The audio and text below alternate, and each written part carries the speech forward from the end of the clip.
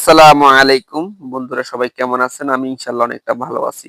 গাজায় আবারও তীব্র বোমা হামলা চালিয়েছে ইসরায়েলি বাহিনী। এতে অন্তত ৩৮ জন ফিলিস্তিনি নাগরিক নিহত হয়েছে। বন্ধুরা, প্রতিনিয়ত কিন্তু গাজা সিটিতে দখলদার ইসরায়েলি বাহিনী প্রতিনিয়ত হামলা করেই যাচ্ছে। গাজা সিটিকে কিন্তু নরকের পরিণত বানিয়েও কিন্তু ক্ষান্ত হয় নাই দখলদার ইসরায়েলি বাহিনী, বেনিয়ামিন নেতানিয়াহুর প্রশাসন। ভয়াবহ বিমান হামলায় অন্তত ৭৮ জন ফিলিস্তিনি নাগরিক নিহত হয়েছে।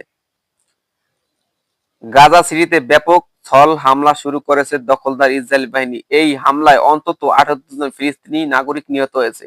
প্রতিনিয়ত কিন্তু ফিলিস্তিনি নাগরিক নিহত হয়ে চলছে। মঙ্গলবার ১৬ সেপ্টেম্বর রাতে এ তথ্য নিশ্চিত করেছে উপক্রান্তির স্বাস্থ্য মন্ত্রণালয়ের খবর রয়টার্স।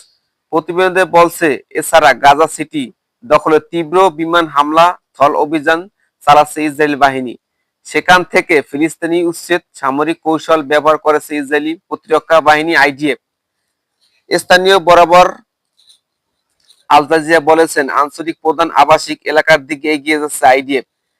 গাজা সিটিতে যত ফিলিস্তিনিতে যত আবাসিক এলাকা আছে ওইদিকে এগিয়ে যাচ্ছে আইডিএফ।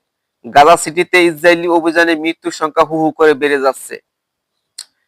গাজায় ইসরায়েলের ভয়াবহ স্থল অভিযানে যুক্তরাষ্ট্রকে কড়া হুঁশিয়ারি হামাসের নেতা। হামাসের নেতারা যুক্তরাষ্ট্রকে কড়া হুঁশিয়ারি দিচ্ছে, ইসরায়েল যেগুলা করতেছে এগুলা বন্ধ করার আহ্বান জানাচ্ছে।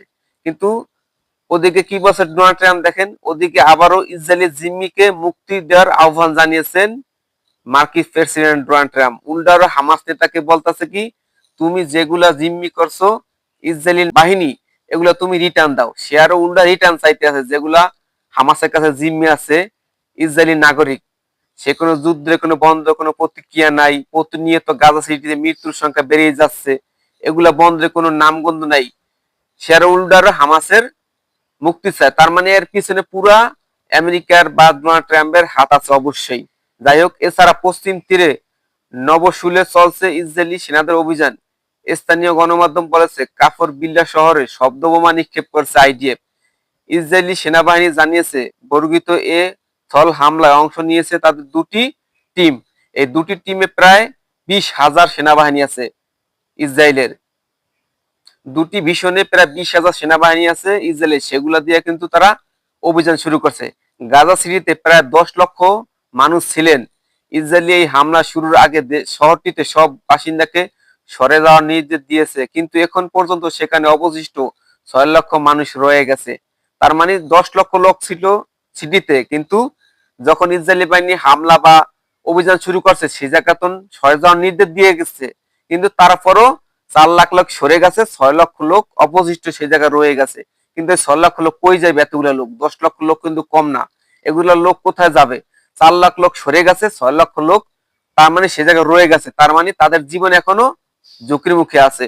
বন্ধুরা, দখলদার ইসরায়েল কিন্তু প্রতিনিয়ত গাজা সিটিতে তারা নরকের পরিণত করে দিয়েছে এবং ভয়াবহ বিমান হামলা চালিয়ে যাচ্ছে। এতে অন্তত প্রতিদিন গড়ে ২০-৫০ জন লোক কিন্তু মারাই যাচ্ছে।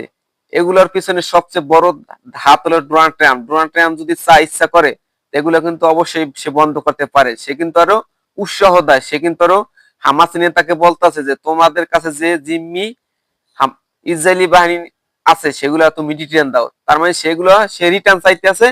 যুদ্ধের কোনো বন্ধের কোনো প্রতিক্রিয়া নাই।